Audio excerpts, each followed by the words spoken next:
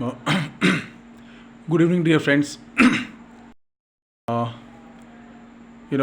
before starting this video, before starting this class, I would like to express my profound gratitudes to the internet for this privilege to work from home, and even a little to COVID that made it possible. Really, it's a pleasure and privilege to work from home uh, at any time, at any hour you wish. A big salute to the internet company and even to that COVID. Friends, I still have this throat problem. Uh, Despite it, I would like to deliver a lecture on the topic adverbs. मित्रों, क्षमा कीजिए, मैं भूल गया था कि मेरे 90% दर्शक भारतीय हैं। सबसे पहले तो मैं इंटरनेट कंपनी और ये यूट्यूब और गूगल आप सभी को बहुत बहुत धन्यवाद देना चाहता हूँ, क्योंकि आप लोगों के कारण ही वर्क फ्रॉम होम यानी घर से ही काम करना संभव हो पाया। और साथ में थोड़ा थोड़ा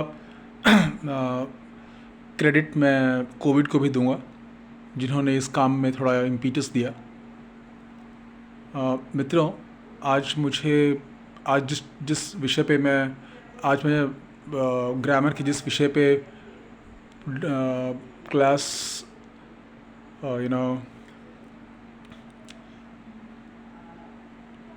देने जा रहा हूँ, वो है एडवर्ब।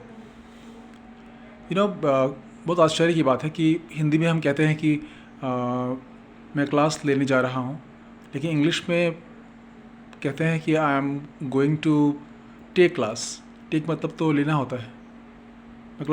हिंदी में कहते हैं कि मैं क्लास देने जा रहा हूँ। अध्यापक का क्लास देता है, लेकिन इंग्लिश में वह लेता है। जैसे मैं कहूँगा कि I am going to take a class, जबकि हिंदी में कहते हैं कि छात्र क्लास लेने जा रहे हैं, क्लास देने जा रहे हैं। और इंग्लिश में हम कहते हैं कि students are going to give class. छोड़िए इस टॉपिक को, बाद में हम चर्चा करेंगे। तो एडवर्ब्स को हम हिंदी में कहते हैं क्रिया विशेषण। बहुत ही सिंपल टॉपिक है, यद्यपि बहुत बच्चों को ये कुछ कठिन लगता है। ज़रा उस वर्ड को ही देखिए, एडवर्ब। यदि हम इस शब्द का संधि विच्छेद करें तो ऐसे होगा।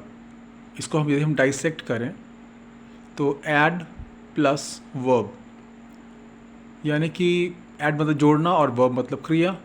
तो क्रिया में कुछ ना कुछ जोड़ता है एडवर्ब। और यदि हिंदी व्याकरण का यह शब्द लें क्रिया विशेषण, तो बिल्कुल स्पष्ट है कि यह शब्द क्रिया की विशेषता बताता है। Adverb is a word that adds something to the meaning of a verb, even an adjective and even an adverb. ये थोड़ा सा ये इसका डेफिनेशन विस्तृत होता है। देखिए, एडवर्ब जो होता है वो न केवल एक क्रिया की विशेषता बताता है, जैसा कि हिंदी में कहा है क्रिया विशेषण, बल्कि यह क्रिया के साथ साथ एक दूसरे विशेषण की भी विशेषता बताता है। और यहाँ तक कि ये खुद की भी, यानी एक क्रिया विशेषण दूसरे क्रिया विशेषण की भी विशेषता बता सकता है। कुछ जटिल लग रहा है क्या ये समझने में? देखिए, मैं यदि कुछ उदाहरण दूंगा तो यह काम आसान हो जाएगा। यदि मैं कहूँ कि मैं प्रतिदिन व्यायाम करता हूँ, मैं प्रतिदिन व्यायाम करता हूँ। अब देखिए, इसे इंग्लिश में कहेंगे आई वर्क आउट डेली, या आई डू एक्सरसाइज डेली। या और सटीक कहें तो I work out every day. तो आई क्या हुआ, मैं क्या होता है, प्रनाउन है, प्रोनाउन। और वर्कआउट क्या है, तो क्रिया है, ये एक काम का नाम है, so it's a verb, main verb. और एवरीडे क्या हुआ, प्रतिदिन या डेली क्या हुआ, तो समय बता रहा है।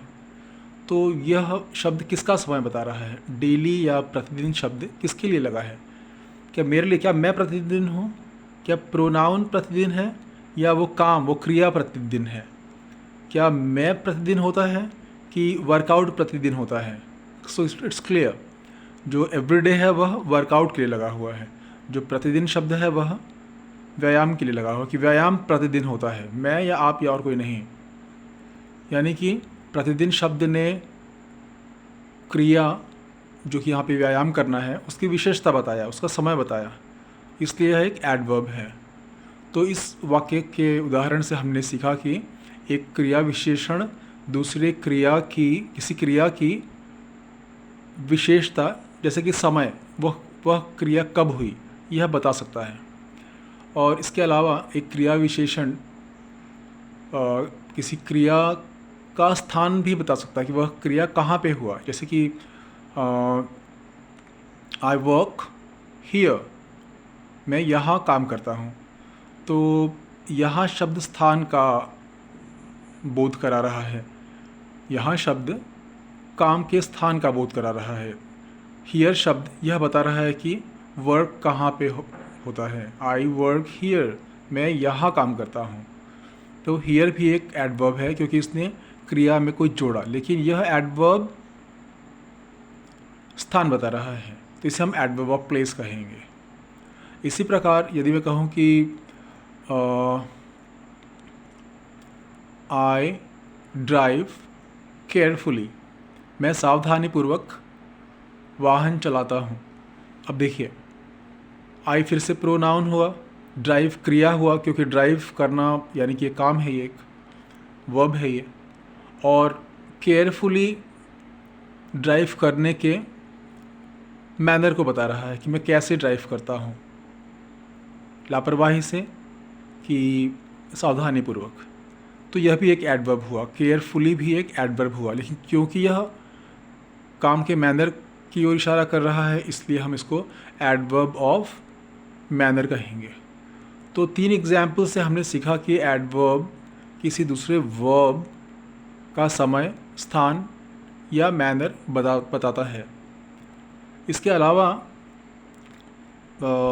एडवर्ब एक और बात बता सकता है कि वह क्रिया कितने बार हुई, उसका फ्रीक्वेंसी। जैसे मैं कहूँ कि मैं पॉर्न मूवीज़ कभी नहीं देखता हूँ, या क्षमा कीजिए, यह उदाहरण तो बच्चों, नाबालिग बच्चों के लिए गलत है। और के उदाहरण जैसे मैं पोर्क कभी नहीं खाता हूँ, ये उदाहरण है। तो आई नेवर ईट पोर्क, तो आई हुआ प्रोनाउन, ईट हुआ वर्ब, पोर्क तो ऑब्जेक्ट है, यहाँ पे नाउन है, ये नाम है एक मीट का। लेकिन जो नेवर शब्द है वह यह बता रहा है कि जो खाने का काम है वो कितने बार होता है, once, twice, thrice, always, sometimes, कि नेवर। तो नेवर भी एक प्रकार का एडवर्ब है, क्योंकि इसने क्रिया ईट के बारे में कुछ बताया। तो इसे हम क्या नाम देंगे ग्रामर में? ग्रामर में इसे नाम दिया गया है एडवर्ब ऑफ फ्रीक्वेंसी। यानी फ्रीक्वेंसी आप लोग तो फिजिक्स पढ़े होंगे, बारंबारता शायद से कहते हैं इसको। तो कितने बार वह क्रिया हुई, इस शब्द की जानकारी देने वाले को हम एडवर्ब ऑफ फ्रीक्वेंसी कहते हैं। इसी प्रकार एडवर्ब बहुत ही पावरफुल पार्ट ऑफ स्पीच है, क्योंकि यह न केवल वर्ब की विशेषता बताता है बल्कि एक एडजेक्टिव की भी विशेषता बताता है, जैसा कि मैंने पहले ही कहा था परिभाषा या डेफिनेशन बताते समय। आइए देखते हैं उदाहरण एक। यदि मैं कहूँ कि मेरा मैं कहूँ कि आई वॉज टू फैट, मैं अत्यधिक मोटा था। अब देखिए आई वॉज टू फैट, आई फिर से प्रोनाउन है, वॉज तो एक प्राइमरी ऑक्सिलरी वर्ब या सरल शब्दों में हेल्पिंग वर्ब है, और फैट शब्द तो एक एडजेक्टिव ऑफ क्वालिटी है, या कहिए क्वालिटेटिव एडजेक्टिव, एक विशेषण है जो कि मैं आपको याद दिला दूं कि एडजेक्टिव्स क्या होते हैं। एडजेक्टिव्स या विशेषण वे शब्द होते हैं जो कि संज्ञा या सर्वनाम, नाउन या प्रोनाउन की विशेषता बताते हैं। जैसा कि इस उदाहरण में फैट शब्द आई के बारे में बता रहा है कि आई यानी मैं बहुत ही मोटा हूँ। लेकिन टू शब्द क्या है यहाँ पे, I was too fat, TOO, तो टू ने बताया कि किस हद तक मोटा था मैं। लिटिल फैट, थोड़ा सा मोटा था, कि बहुत ज़्यादा मोटा था। Rather fat, fairly fat, too fat, extremely fat, right. तो टू मतलब अत्यधिक, तो ये भी एक एडवर्ब है क्योंकि इसने एक एडजेक्टिव का रेंज बताया कि वह किस हद तक मोटा था, राइट। तो एडवर्ब का काम एक विशेषण की विशेषता बताने का भी होता है। न केवल यही बल्कि एक एडवर्ब किसी दूसरे एडवर्ब की भी विशेषता बता सकता है। इतना पावरफुल है यह पार्ट ऑफ स्पीच। आइए देखते हैं इसे भी एक उदाहरण के माध्यम से। यदि मैं कहूँ कि आपको याद है, ज़रा वो वाला एग्जाम्पल लेते हैं। मैंने कहा था कि आई टीच केयरफुली, राइट। तो इसमें आई प्रोनाउन हुआ, टीच वर्ब हुआ, मेन वर्ब, और केयरफुली क्या हुआ, एडवर्ब ऑफ मैनर, जो कि पढ़ाने का तरीका बता रहा है, क्रिया का कैसे कौन से मैनर से किया जाता है। तो केयरफुली एडवर्ब ऑफ मैनर है, राइट। लेकिन अगर मैं केयरफुली के पहले वेरी ऐड कर दूं, जैसे कि आई ड्राइव वेरी केयरफुली या आई टीच वेरी केयरफुली, अब वेरी क्या हुआ, वेरी भी एक एडवर्ब है क्योंकि परिभाषा के अनुसार एक एडवर्ब की भी विशेषता बताता है।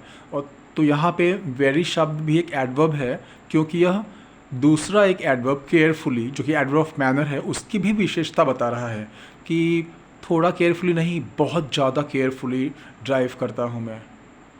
Got it. तो हमने देखा कि एक एडवर्ब वर्ब के अलावा एक एडजेक्टिव और दूसरे एडवर्ब की भी विशेषता बताता है, उनके अर्थ में कुछ ना कुछ नया इन्फॉर्मेशन ऐड करता है। तो यही है adverb. Adverb is a word that adds something, some new information to the meaning of a verb, or in other words, an adverb is a word that describes a verb or an adjective or another adverb. Hindi में क्रिया विशेषण वह शब्द होता है जो या तो क्रिया की विशेषता बताता है या विशेषण की विशेषता बताता है या किसी दूसरे क्रिया विशेषण की विशेषता बताता है। तो ये तो क्लियर हो गया। अब जानते हैं दर्शक मित्रों, इसमें इस टॉपिक पे इम्पॉर्टेंट बात यह है कि एडवर्ब का एक वाक्य में स्थान कहाँ पे होता है। जैसे एडवर्ब ऑफ टाइम है या एडवर्ब ऑफ प्लेस है, एडवर्ब ऑफ मैनर है या एडवर्ब ऑफ फ्रीक्वेंसी है या एडवर्ब ऑफ डिग्री है जिसमें वह एक एडजेक्टिव क्वालिफाई करता है, या और कोई एडवर्ब है, उसका स्थान कहाँ पे होगा किसी भी सेंटेंस में। मान लीजिए मैंने कहा कि कोई एडवर्ब ऑफ टाइम लेते हैं, राइट। जैसे कि अभी को क्या बोलते हैं इंग्लिश में, अभी, नाउ, राइट, NOW। तो ये एडवर्ब ऑफ टाइम है, तो इसे मैं कहाँ पे रखूँगा। मुझे बोलना है कि मैं अभी रिकॉर्डिंग कर रहा हूँ, राइट। तो मैं क्या कहूँगा, मैं कहूँगा नाउ आई एम रिकॉर्डिंग। ये सही है कि आई नाउ एम रिकॉर्डिंग, कि ये सही है आई एम नाउ रिकॉर्डिंग, या फिर I am recording now, I am recording now last में। तो इस एडवर्ब ऑफ टाइम का स्थान कहाँ पे होगा, एडवर्ब ऑफ मैनर का स्थान कहाँ पे होगा, एडवर्ब ऑफ प्लेस का स्थान वाक्य में कहाँ पे होगा, एडवर्ब ऑफ फ्रीक्वेंसी का स्थान वाक्य में कहाँ पे होगा, इंट्रोगेटिव एडवर्ब का स्थान कहाँ पे होगा, एडवर्ब ऑफ डिग्री या रेंज का स्थान वाक्य में कहाँ पे होगा, या फिर रिलेटिव एडवर्ब का स्थान कहाँ पे होगा वाक्य में, या फिर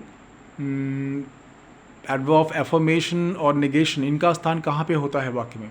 ये भी बहुत ही इंपॉर्टेंट टॉपिक है, तो आइए हम इसको भी डिस्कस कर लेते हैं। स्क्रीन बता रहा है कि it's more than 15 minutes. Okay तो फ्रेंड्स, मुझे फिर से थोड़ा सा गला, आई फील ड्राइनेस, सो अभी मैं थोड़ा सा just I have my drink. Thank you friends. Intervals allowed है ना, रिसेस तो अलाउड है। Okay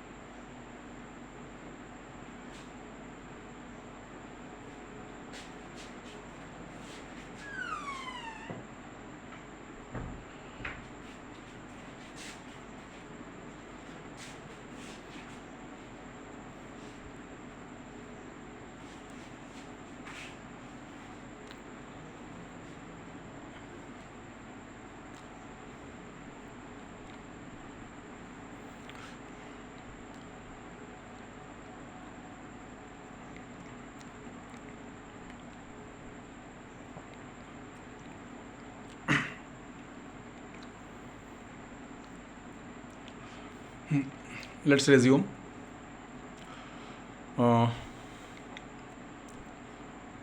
Where was I? It was like yes, position of adverbs. Friends, basically adverb of time, manner और place, इन 3 adverbs को तो sentence के last में ही रहने दीजिए। जैसे कि हमने कहा था कि आई आम teaching now, I am teaching here, I teach carefully, right. तो नाउ जो कि एडवर्ब ऑफ टाइम है लास्ट में गया, हियर जो कि एडवर्ब ऑफ प्लेस है लास्ट में गया, और केयरफुली जो कि एडवर्ब ऑफ मैनर है वो भी लास्ट में गया। I am teaching here last में, I am teaching now last में, I am teaching carefully last में, राइट। लेकिन यदि तीनों एडवर्ब्स एक साथ आ जाएं, जैसे कि हमें सेंटेंस, मुझे बोलना है कि मैं अभी यहाँ पर सावधानीपूर्वक पढ़ा रहा हूँ, यानी adverb of place, adverb of manner और एडवर्ब ऑफ टाइम तीनों आ जाए, तो हम फिर उसमें किसे पहले रखेंगे और कहाँ पे रखेंगे, राइट। ऐसे में एक एब्रीविएशन फॉलो करिएगा, MPT। M stands for manner, P stands for place and T stands for time। यानी कि एडवर्ब ऑफ मैनर को पहले रखिएगा, एडवर्ब ऑफ प्लेस को उसके बाद, और एडवर्ब ऑफ टाइम को उसके बाद। जैसे कि इस कैसे होगा example, I am teaching carefully here now, I am teaching, इतना तो हो गया, वो मैं पढ़ा रहा हूँ। अब पहले आएगा M, यानी कि मैनर, कैसे पढ़ा रहा हूँ, सावधानीपूर्वक, तो carefully, I am teaching carefully, कहाँ पढ़ा रहा हूँ, यहाँ, आई एम टीचिंग केयरफुली हियर, कब पढ़ा रहा हूँ, अभी, now, I am teaching here, I am teaching carefully here now. तो MPT को फॉलो करना है यदि तीनों ही तरह के एडवर्ब्स आ जाएं तो। लेकिन यदि 2 तरह के एडवर्ब दिए हों सेंटेंस में, मान लीजिए एडवर्ब ऑफ मैनर नहीं दिया है, बस एडवर्ब ऑफ प्लेस दिया है, एडवर्ब ऑफ टाइम दिया है, तो MPT में M हटाइए, PT बचा, प्लेस पहले टाइम बाद में। तो I am teaching here now, right, या I teach English here daily, got it. अब मान लीजिए कि एम में से पी नहीं दिया हुआ है, प्लेस नहीं दिया है, मैनर और टाइम है, तो एम यूज़ करना है, सिंपल। जैसे कि I am teaching carefully now, right. और यदि टाइम नहीं दिया है तो बस एम और पी दिया है तो नहीं, आप सोचेंगे कि सिंपल, एम में टी नहीं है तो एम हुआ, जी नहीं। सॉरी।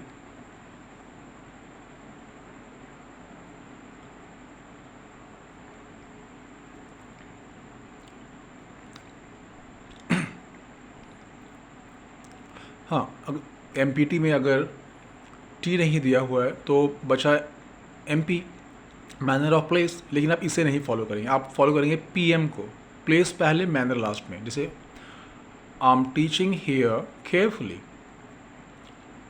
या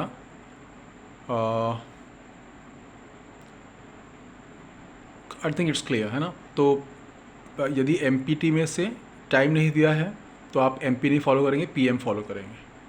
ये था sequence of adverbs in a sentence, right. अब बात करते हैं एडवर्ब फ्रीक्वेंसी का।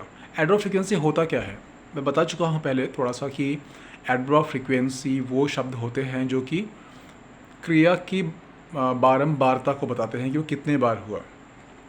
जैसे कि मैं कहूँ कि मैं फिल्म देखता हूँ मान लीजिए, तो इस कितने बार देखता हूँ या कितने बार देखा, तो मैं कहूँगा I once watched a movie. Watch मतलब तो जानते ही हैं, वॉच मतलब एक तो घड़ी होता है और दूसरा वॉच क्रिया के रूप में देखना होता है। स्पेशली मूवीज़ के लिए हम लोग यूज़ करते हैं watch. See movie, I look movie थोड़ा रॉन्ग मानते हैं, तो मैं कहूँगा आई वॉच मूवीज़, मैं फिल्में देखता हूँ, राइट। अब इसमें मैं कहना चाहता हूँ, मैं कोई एडवर्ब ऑफ फ्रीक्वेंसी जोड़ना चाहता हूँ कि मैं कितने बार देखता हूँ। जैसे कि एडवर्ब फ्रीक्वेंसी के एग्जांपल्स लेते हैं पहले।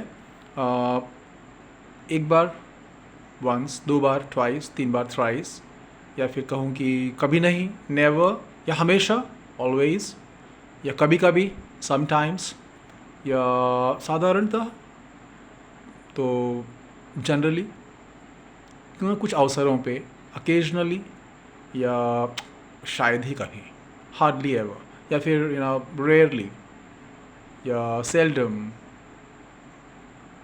राइट। तो एडवर्ब फ्रीक्वेंसीज हैं ये, कोई काम कितने बार होता है। तो इसको हमें कहाँ ऐड करना है, इसे हमें ऐड करना है लास्ट में नहीं, इसे हमें मेन वर्ब के पहले ऐड करना है।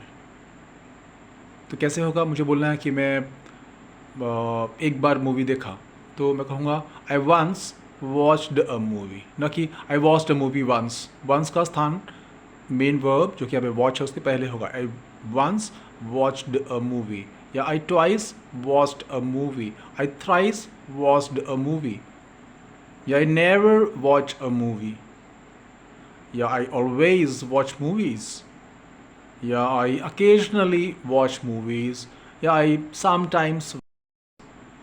तो आपने देखा कि एडवर्ब फ्रीक्वेंसी जो कि क्रिया की बारंबारता के बारे में सूचना देता है, यह मुख्य क्रिया के पहले होता है। और अगर मान लीजिए सेंटेंस में कोई हेल्पिंग वर्ब आ गया, प्राइमरी ऑक्सिलरी वर्ब, जैसे कि हैव या हैज़ या कुछ, तो हम उसके बाद इसे ऐड करेंगे। जैसे I have never watched a movie, have और वॉच्ड के बीच में मैंने ऐड किया, देखिए I have never watched a movie, ऐसा कुछ, राइट फ्रेंड्स। और अगर हम बात करें अब अगले प्रकार के एडवर्ब का, जो कि एडवर्ब ऑफ डिग्री है या एडवर्ब ऑफ रेंज कुछ किताबें कहती हैं, या कुछ किताबें उसे एडवर्ब ऑफ एक्सटेंट कहती हैं, या एडवर्ब ऑफ क्वालिटी कहते हैं। वो एडवर्ब्स जो कि दूसरे वर्ब नहीं बल्कि दूसरे एडजेक्टिव का विशेषता बताते हैं। जैसे कि मैंने बताया था टू फैट या एक्सट्रीमली फैट। तो क्लियर है कि इन एडवर्ब्स का स्थान एडजेक्टिव्स के पहले होता है, राइट। जैसे I was too fat, right, या you are too late, got it, okay. और अगर हम बाकी प्रकार के एडवर्ब्स की बात करें तो एक एडवर्ब होता है, उसका नाम है रिलेटिव एडवर्ब, जिसे हम इंडियंस या फिर हम नॉर्थ इंडियंस स्पेशली कहते हैं relative. It's not relative, it's relative. Relative adverbs, हाँ क्लियर है वर्ड से कि ये कुछ रिलेट करने का काम करता है, कुछ कुछ संबंध बनाने का या कुछ जोड़ने का काम करता है। तो अगर मैं कहूँ कि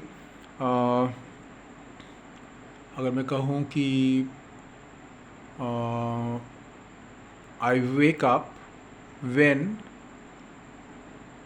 when my cock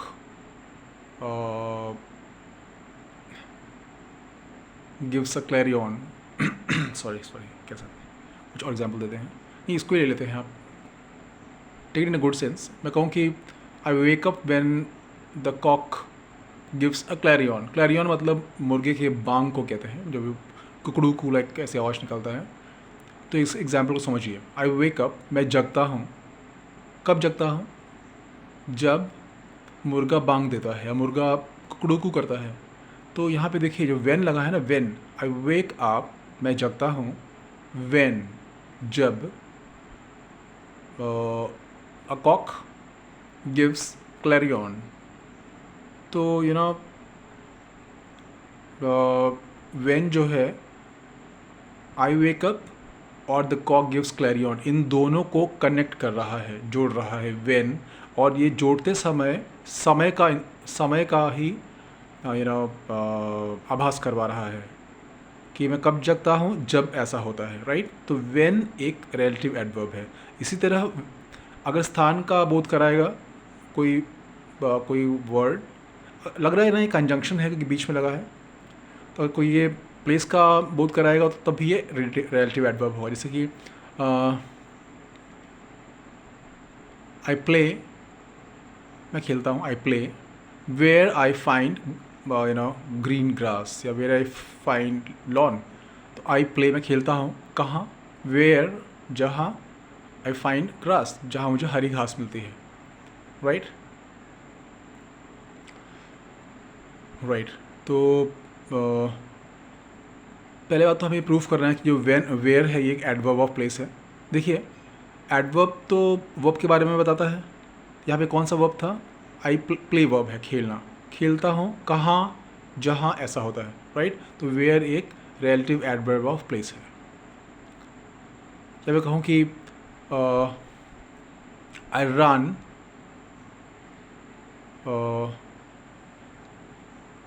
या फिर और कोई example, I know why you are laughing, मैं जानता हूँ आप क्यों हंस रहे हैं।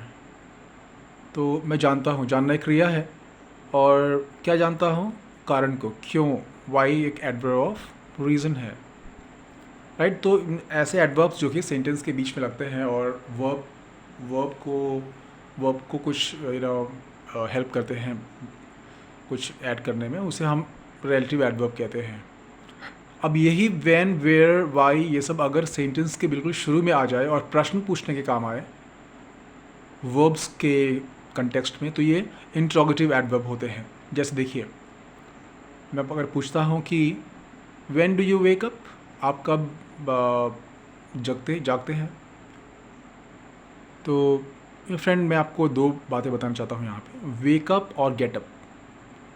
लगता है कि दोनों सेम ही है ना, वेकअप मतलब जगना या गेटअप मतलब जगना। No, it's different. वेकअप मतलब आँखें खुलना, सो के उठना, नींद खुलना, वेकअप।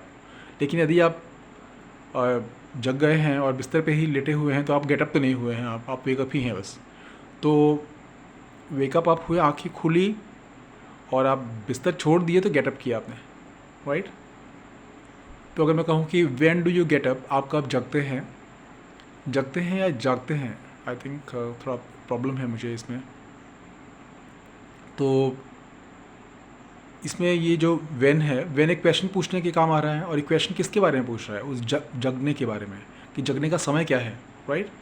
तो ये भी फिर एडवर्ब हुआ, लेकिन क्योंकि ये प्रश्न पूछने के काम आ रहा है इसलिए यह इंट्रोगेटिव एडवर्ब है। When do you wake up या वेयर डू यू प्ले, आप कहाँ खेलते हैं। खेलना एक क्रिया है और खेलने का स्थान पूछ रहा है वेयर भी एक इंट्रोगेटिव एडवर्ब है। राइट। या मैं कहूँ कि how do you go to your office, आप अपने कार्यालय कैसे जाते हैं। तो जाने का माध्यम या मैनर या कुछ ऐसा पूछ रहा है। हाउ एक एडवर्ब ऑफ इंटॉक्टिव एडवर्ब है, प्रश्न पूछने वाला एडवर्ब है ये, राइट। तो यस, और एक और एडवर्ब है जिसे हम बहुत से लोग, मुझे लगता है 99% लोग इसे नहीं जानते होंगे, अब तो जान जाएंगे क्योंकि ये बहुत सिंपल है, you know.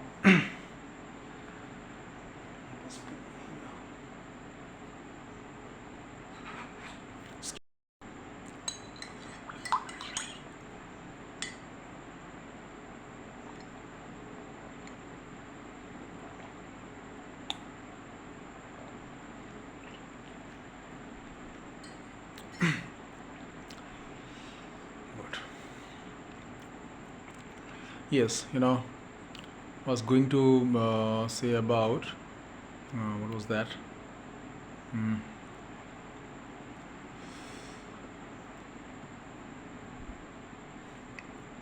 Friends, I think it's 10 o'clock at night जब मैं ये रिकॉर्डिंग कर रहा हूँ। और ओके, चलते हैं अगले एडवर्ब पे। यस, एडवर्ब ऑफ निगेशन या एडवर्ब ऑफ एफर्मेशन। फ्रेंड्स, अगर मैं कहूँ कि अगर मैं आपसे पूछता हूँ कि डू यू प्ले क्रिकेट, क्या आप क्रिकेट खेलते हैं, तो इसका आंसर आप क्या दे सकते हैं। या तो आप कहेंगे येस आई प्ले क्रिकेट, या आप कहेंगे नो आई डोंट या I do not play cricket. अब ज़रा सोचिए, अगर मैं कहता हूँ कि येस आई प्ले क्रिकेट, तो येस शब्द जो आपने जोड़ा है वह कौन से सेंटेंस, कौन से वर्ड के बारे में है। ये येस को ज़रा अलग करते हैं। देखिए, येस आई प्ले क्रिकेट, तो येस आई को सपोर्ट कर रहा है कि प्ले को सपोर्ट कर रहा है कि क्रिकेट को सपोर्ट कर रहा है। हाँ कौन, हाँ क्या मैं, हाँ कि खेलता हूँ, हाँ खेलता हूँ कि क्रिकेट, हाँ हाँ नहीं प्ले। दर्शकों, अगर आपको इंग्लिश ग्रामर का ABC भी आता होगा तो आप मेरी बात समझ रहे होंगे, मैं जानता हूँ अच्छी तरह से, राइट। तो yes I play cricket, yes यहाँ पे प्ले को मॉडिफाई कर रहा है, ये एक अफर्मेशन दे रहा है कि हाँ खेलता हूँ, और ये है एडवर्ब ऑफ एफर्मेशन। क्यों एडवर्ब है ये, क्योंकि ये प्ले के बारे में है, और एडवर्ब का काम ही होता है वर्ब को कुछ बताना, वर्ब को कुछ क्वालिफाई करना, राइट। और यदि मैं कहूँ कि I do not play cricket, तो नॉट यहाँ पे किसको क्वालिफाई कर रहा है, प्ले को, कि नहीं खेलता हूँ। खेलना जो क्रिया है वो क्रिया नहीं होती है, यानी ये एडवर्ब ऑफ निगेशन है, ये है कि नहीं एडवर्ब, ये क्योंकि ये वर्ब जो प्ले है उसके बारे में, उसको ही ये नलीफाई कर रहा है या फिर उसको वो निगेशन रूप दे रहा है, राइट। तो येस और नो ये दोनों भी एडवर्ब्स हैं, लेकिन एडवर्ब ऑफ एफर्मेशन और एडवर्ब ऑफ निगेशन नाम दिया गया है। Got it? ओके। तो हमने वैसे कुछ ग्रामर की बुक्स कहती हैं कि एडवर्ब्स 10 प्रकार के होते हैं। आइए ज़रा देखते हैं कितना हमने डिस्कस किया। पहला, adverb of time, adverb of place, adverb of manner, adverb of frequency, relative adverb, interrogative adverb, adverb of affirmation, adverb of negation, adverb of degree जिसे हम extent या range भी कह सकते हैं, और adverb of reason, yes, adverb of reason, ये भी important है। ये कुछ आपको conjunction की तरह लगेगा। देखिए, अगर मैं कहूँ कि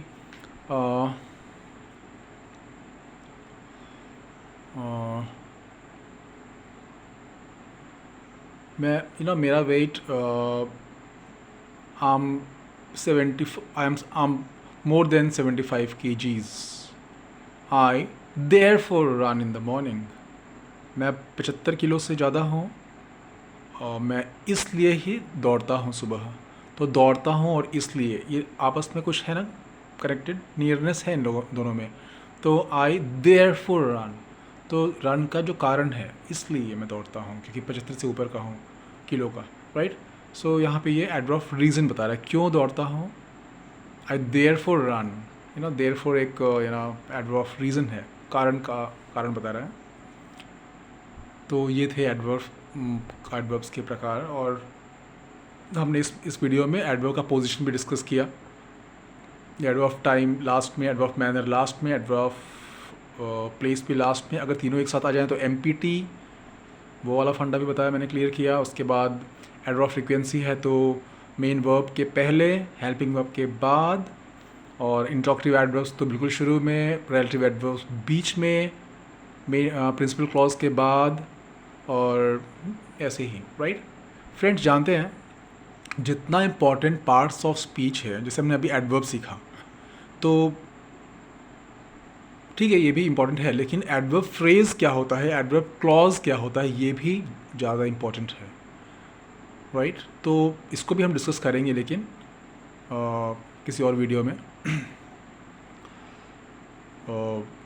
adverb phrase, adverb clause, right, कुछ ज़्यादा कठिन नहीं है ये।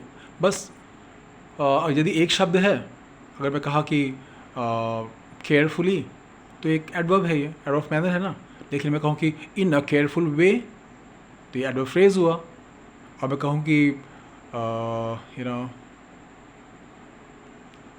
अगर कोई कंजंक्शन जोड़ के एक हेल्पिंग वर्ब भी दे दूँ तो वो क्लॉज बन जाएगा।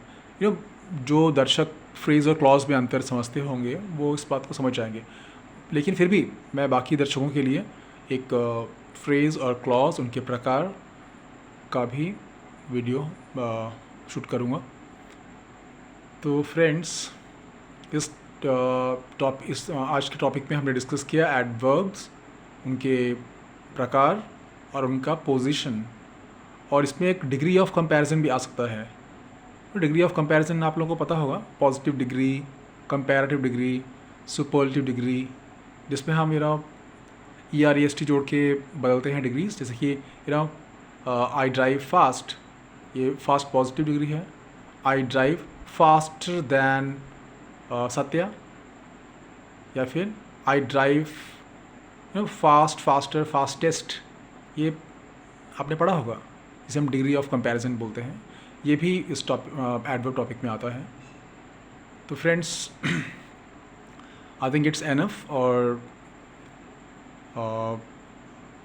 मैं बहुत ही थैंक्स बोलना चाहता हूँ one of my dear viewers को, जिसने मुझे यह टॉपिक एक्सप्लेन करने के लिए सुझाव दिया।